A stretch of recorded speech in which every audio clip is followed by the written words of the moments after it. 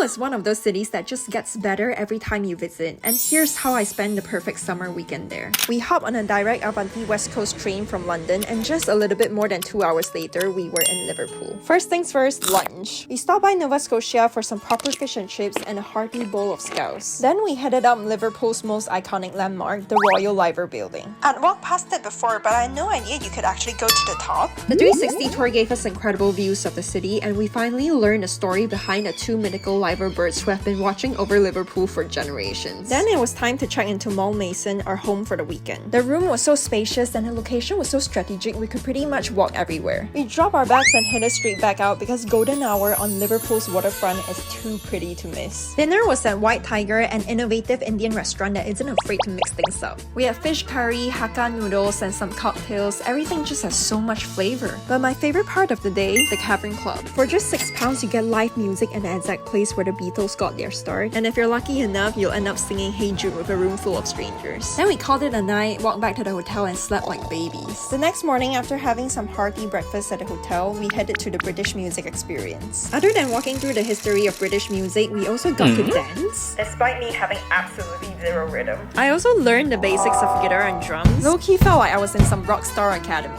To wrap up the weekend, we tried one of Liverpool's most unique experiences, the splash board. The concept is simple, half sightseeing bus, half boat. 1 minute we were driving through the city, and the next our vehicle rode straight into the water and started gliding across the Royal Albert Dock. And just like that, our weekend was over. This was my second time in Liverpool, and somehow I found even more reasons to fall in love with the city. Like John Lennon once said, there are places I'll remember all my life. Liverpool is definitely one of mine.